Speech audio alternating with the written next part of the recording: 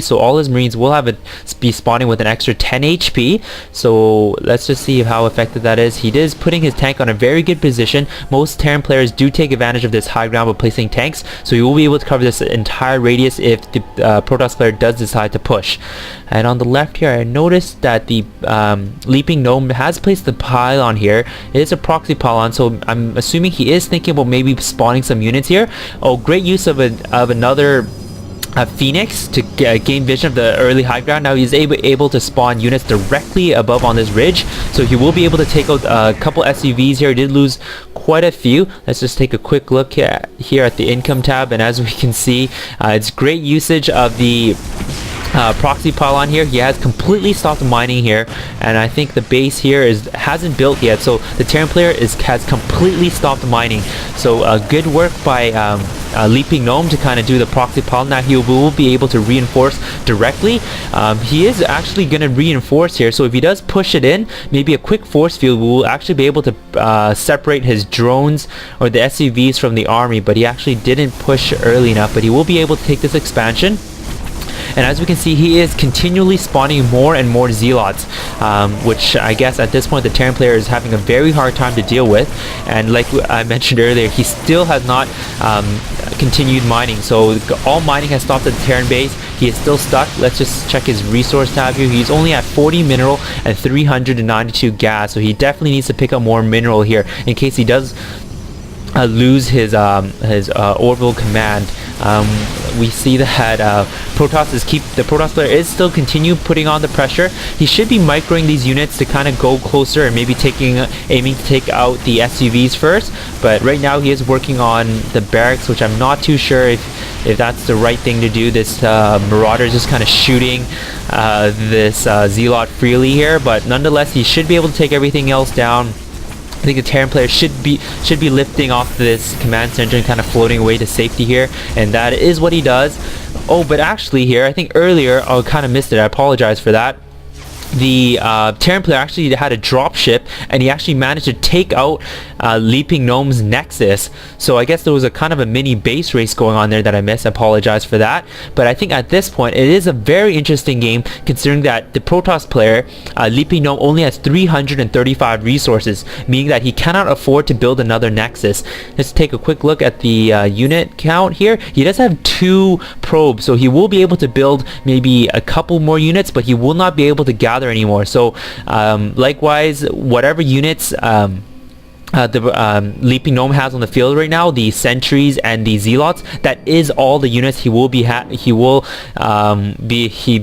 for the remainder of this game. So we'll see how that plays out, especially since as I can tell here, the Terran player will be landing on an island expansion, so it's definitely not looking good for Leaping Gnome right now. Omni is bringing all his buildings here, and I don't think Leaping Gnome will be able to kind of get across there. I don't think the pylon will be able to reach as well. The Phoenix did scout that he did land here, so he does know that Omni will be using probably his mules to gather and kind of get his income back up there as well. And the starport is probably going to end up being the bane or the final kill for Omni versus Leaping Gnome, but we'll see how that goes. Leaping Gnome has surrounded pretty much this entire island with his sentries, so we'll see if that kind of plays a part here. I think at this point I don't think Leaping Gnome will be able to come back from this, because like I mentioned earlier, he does only have 335 resources. He has a ton of zealots that won't be able to do much here. I think he could maybe try to get a robotics facility and kind of get a drop ship. If he does it early enough, he might be able to kind of land there. I'm not too sure if he'll have enough resources at this point in time.